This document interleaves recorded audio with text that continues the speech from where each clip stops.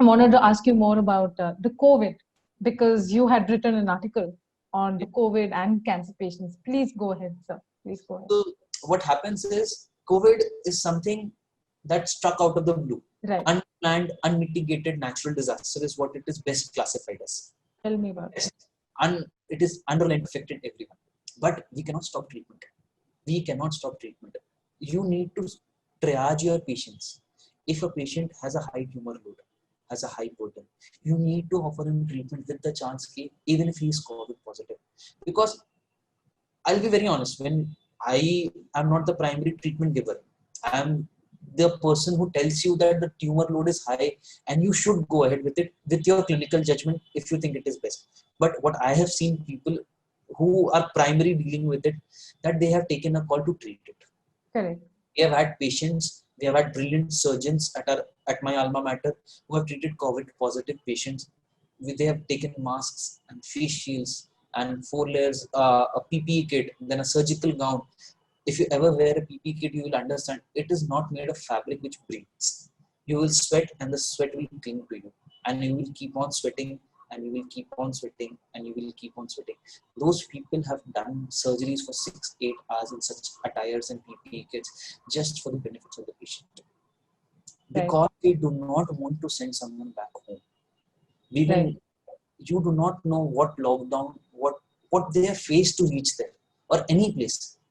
So no one wants to send a patient back.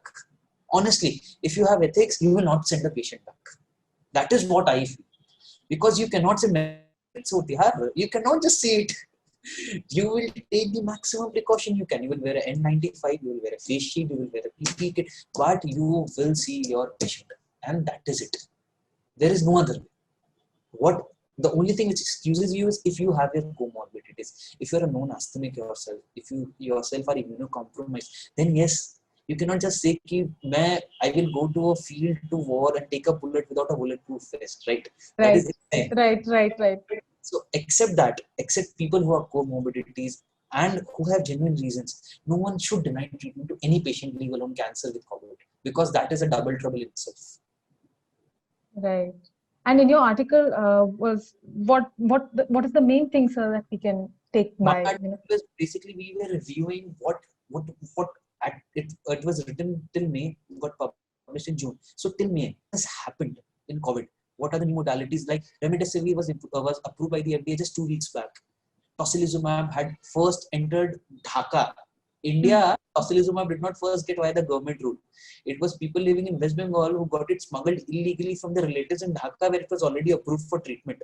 Correct. And then it came into the government center. That is a very funny fact that most of the people do not know. Yeah. Tocilizumab had just entered India illegally in West Bengal. It was written in such tumultuous times to know what has happened. If you just want to know a one-stop read कि आज के date तक COVID का क्या situation है, it should give you an update regarding vaccines, the treatment protocols which are ever changing. I did mention protocols, but along with that, we gave links to the FDA, the Johns Hopkins Institute, which keep on revising that this is an ever-evolving field, and more so in cases of COVID. So it was a snapshot review of everything that had happened till the day I had written it, along with my co-authors. Right. Anyway, I mean, keeping both in such a pandemic situation, keeping something like cancer and the COVID together, I can completely imagine how it must have affected someone who has cancer, the COVID already. Triage. Many cancer patients undergo follow-up for 5 years, 10 years. You can call them up. You can ask them, are you tumor marker and scan done at your native place, and send me the report. Teleconsult. Send it. Do not put yourself the hazard of traveling so far. Do teleconsultation with us. We will see the reports and we will guide you what to do. And maybe you can meet us after 6 months or a year when this passes off. Exactly. Save all of traveling.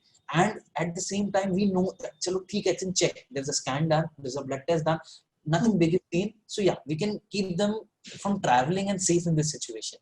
And active patients, we call them. Anyone with a bad symptom, uncertain diagnosis, we call them. We ask them to come because we do not want to take chances.